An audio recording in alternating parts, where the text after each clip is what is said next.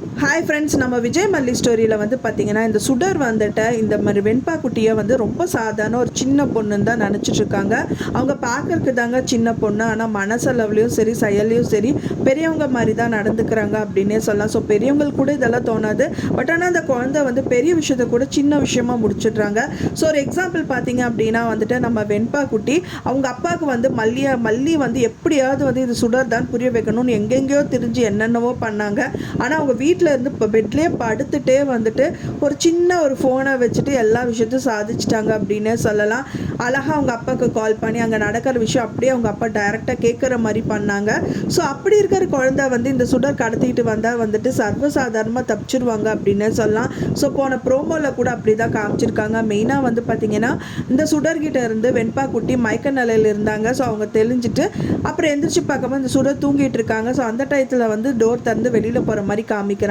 So அந்த டயத்தில் தப்பிச்சது இல்லைன்னா சுடர்கிட்ட திரும்ப மாட்ட தான் செய்வாங்க. அப்புறம் மறுபடி ப்ராப்பராக பிளான் பண்ணி சரி ஒரு அங்கே ஏதாவது உருட்டுக்கட்டை ஏதாவது இருக்கான்னு பார்க்கலாம். ஸோ அதுலேயே அவள் தலையில் மண்டையில் போட்டுட்டு அங்கேருந்து தப்பிச்சு ஓடி போயிடும். அவள் மயக்கத்தில் இருப்பாள், அவள் எந்திரிக்க மாட்டா. அந்த டயத்தில் நம்ம ஓடிடலாம் அப்படிங்கிற மாதிரி கூட பிளான் பண்ணலாம். ஓடி போயிட்டு வெளியில் யாராவது ஒரு ஆட்கள் கிட்ட வந்துட்டு அவங்க அப்பா நம்பர் அவங்க வந்து மைண்டில் வச்சுருப்பாங்க. ஸோ அவங்க டாடா நம்பருக்கு கால் பண்ணி, டாடா நான் இங்கே இருக்கேன், நான் இந்த தெருவில் தான் நின்றுட்டுருக்கேன், நீங்கள் வந்து என்னை கூட்டிகிட்டு போங்க அப்படிங்கிற மாதிரி சொல்லுவாங்க.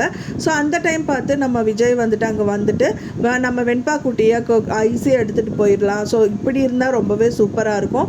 ஸோ இவங்க நடக்கிற விஷயங்கள் எதுவுமே நடக்காது, அதாவது இந்த சுடரோட விஷயங்கள் எண்ணங்கள் எல்லாமே நடக்காது அப்படின்னு சொல்லலாம். ஸோ ஈஸியாக வந்து அவங்கள அரெஸ்ட் பண்ணுறதுக்கு நிறைய பாசிபிலிட்டிஸ் இருக்குது. சரி சுடர் எங்கே இருக்கா அப்படின்னு சொன்னான்னா, ஸோ இப்படி இங்கே தாப்பா இருக்காங்க அப்படின்னு தெரிஞ்சதுன்னா போலீஸே வந்து அரெஸ்ட் பண்ணிடுவாங்க.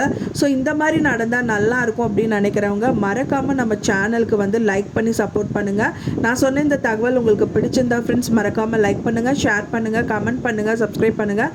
மேலும் இன்னொரு மல்லி சீரியல் அப்டேட்டோட நெக்ஸ்ட் மீட் பண்ணுறேன். தேங்க்ஸ் ஃபார் வாட்சிங் மை டியர் ஃப்ரெண்ட்ஸ். நெக்ஸ்ட் வீடியோவில் பார்க்கலாம்.